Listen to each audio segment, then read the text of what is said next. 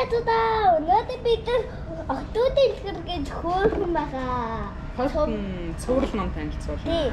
Бас энэ үлгэрийг уншуулах гэж байгаа. Баяр цувралтай. Гоё. За хүүхэлдэйгээр тоглох дургүй гүнж гэдэг үлгээр уншиж гэж байна. Тий, гоё. Тий. Эрдүр цагт Лилия гэдэг нэгэн гүнж амьдардаг байжээ. Тэр алтны шаргал буржгар үстэй баг бүхий л гүнж нарын шиг цэнхэр нүдтэй юм байж Лилия өрөө дүүрэн тоглоомтой дутуу тоглоомч үгүй. Бяцхан мэбэл тавилгуу жижигхэн боловч жинхэнэ савсуулгатай гал тоогоо чихмэл тоглоом бүгд л байдаг байлаа.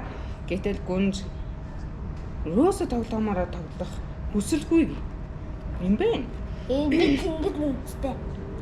Миний охин цэнхэр нүдтэй юм уу? Вау, тэр гүнж юм уу? Лилия охин чи яагаад хүүхэлдэйгээр тоглохгүй байгаа юм бэ гэхэд эд чинь бүгд л уйтгартай шүү дээ. Ээж нь шинэ хүүхэлдээ авч өгөх үү гэд хатан асуухад үгүй би хүүхэлдээнд дургүй хэмээн охин маань өвдсөн юм болов уу гэж бодоод гүнжийг эмчийг дуудахад тэр даруй ирж шинэ юм өгчээ. Гэсэн ч Лилиад юм өгсөн ч тэр урдын адил гунигтай хэвээрээ байлаа. Тийм. Гүнж ертөнцийн сайхан ордонд хаан аав ээжтэйгээ амьдардаг ч тэдэнд ордонд 100 шахам хадагтай мөн эрчүүд үйлчилдэг байв. Харин охинд ах эгч дүү огт байгаагүй бөгөөд бусад хүүхдчийг таньдгүй мэддгүй байлаа. Ээж нь удам усаа муутай гүнж охиноо тоглуулах хэрэггүй хэмээн өрөөсөө хүмүүстэй уулзуулдгүй байжээ. Лилия гүнж тэр ордонд надаас өөр жижигхэн хүн байх уу гэж дандаа уйдуулан гуниглдаг байлаа. Тэрийг хааны ордноос гарахгүй учраас тэр зүг рүү гаръя ч гэсэн бодлого байлаа. Тэр цэцэрлэгийн хамгийн гүнд нэгэн жижигхэн тор татсан хаалга байжээ. Тэр хаалганы дэргэд нэг ч харуул зогсдгүй бөгөөд хаалгыг чойжилж дэргэдэн дэлгүүрийг нь үлгдэг байлаа. Нэгэн өдөр гүн сонирхолтой явдал тохиолдлоо. Юу тохиолдсон гэж бодож байна? Юу тохиолдсон уу? Тоглоогүй гэж бодсон. Тэр гүнжийн хаалганы тэнд бяцхан охин Мая гэдэг охин зогсож байлаа. Би чамаас намхан биш шүү дээ гэж өнөө охин хариулав. За тийм ээ. Гэхдээ би л ганцаараа энэ дэлхий дээр хамгийн жижигхэн юм байх гэж сандаг байлаа шүү дээ гэдгэлээ. Чи бид хоёр адилхан юм шиг байна. Чи дүүг маань харах хэрэгтэй байхаа. Дүү маань бүр жижигхэн гэж Мая хэлээд гараараа баримжаалан үзүүлвэ. Харин Лилия гүнж нилээд сэтгэл хангалуун болсон байлаа. Наад чиг жижигхэн энэ дэлхий дээр хүн байдсан байна гэд баярлав. Бүр надаас жижигхэн хүүхэд байгаа бололтой. Тэгсэн Мая найз нь манай дүү гэд нэг модон хүүхэлдээ өлгийнд боосныг харууллаа. Тухайн үед тэр тиймч царай муутай биш харагдчихсэн боловч сүүлд нь бодоход нүд нь хазурдсан царай муутай гүгэлтэй байлаа. За цэцэрлэгийн нөгөө талд голд борын цэцгээс өдгөн ургасан харагдана. Тэр өндөр ургасан цэцгээс доор хоёр жижигхэн охин суугаад сүүдэр өвчнөд нь байгаа юм шиг байх бөгөөд хинч тэднийг олж харахгүй байлаа. Энд их сайхан байна шүү. Хоёулаа айл гэр болж тоглох үгүй. Би ээж нь чи үлссэн болчихгүй. Бяцхан охин манай жижигхэн хүүхэд болог гэж Мая хэллээ. За тий хэмээн гүнж зөвшөөрөв. Гэхдээ чи үйлчлэгч болох юм чинь өөрийгөө гүнж гэж нэрлэж болохгүй байх. Би чамайг зүгээр Лилия гэж дуудъя. Тгий гэж гүнж даган хэллээ. Ийхүү хоёр охин тоглож эхэлсэн ч эхэндээ тоглоом бүтэл муутай байлаа. Учир нь үйлчлүүлэгч юу хийх ёстой гүнж юусоо мэдтгүй юм бэ? Тийш дээ гүнж мэдэн тэ.